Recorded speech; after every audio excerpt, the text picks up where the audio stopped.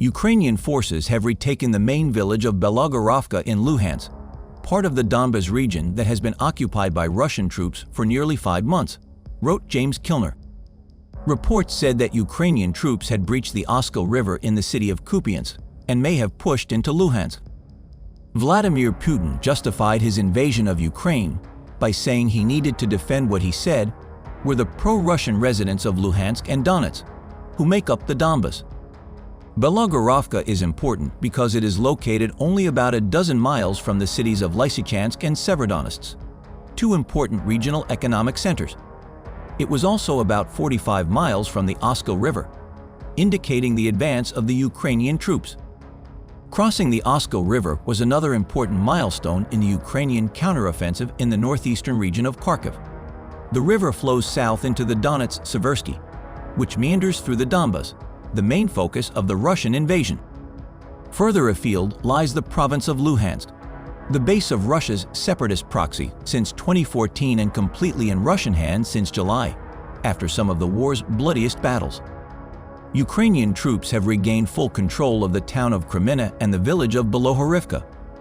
Both settlements lie on the road on the northern approach to the city of Lysychansk, which fell after weeks of heavy fighting in July put Luhansk completely under Russian control. Belogorovka, the closer of the two to Lysychansk, is located just 8 kilometers, 5 miles, from the outskirts of the city. Ukrainian troops swept through the Kharkiv region this month after breaking through the front lines, sending thousands of Russian troops fleeing and leaving their tanks and ammunition behind. In recent days, the pace of Ukraine's advance has slowed again, but Zelensky said this was simply because troops were consolidating and preparing for further attacks.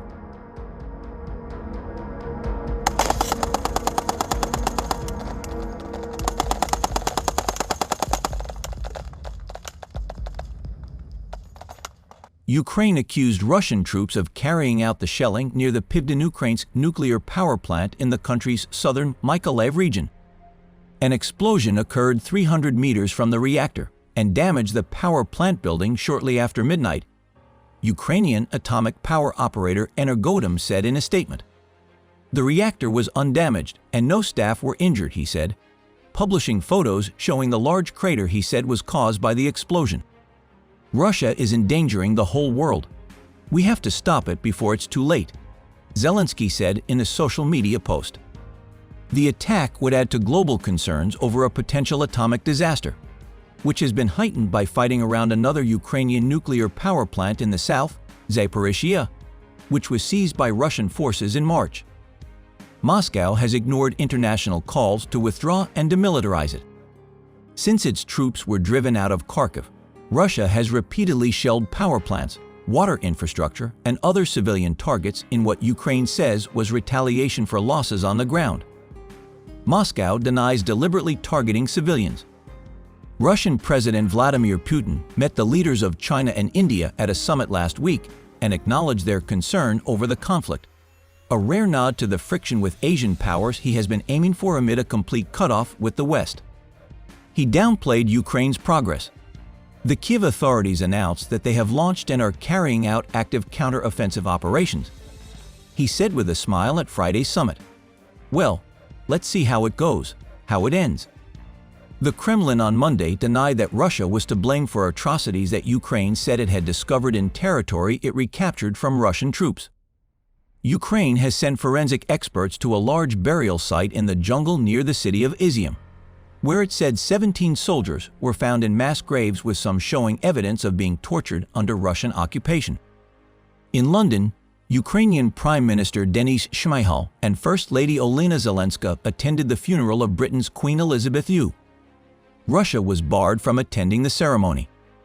Within days, Ukraine managed to recapture almost all of Kharkiv, liberating at least 300 settlements. The demoralized Russian troops were pulled back into a new line of defense on the eastern bank of the Oskil River, which is about 10 miles from the largely destroyed city of Izium. Others fled across the border back to Russia. Russia is now in danger of losing Lysychansk, the main Donbas city it captured over the summer after months of fierce fighting.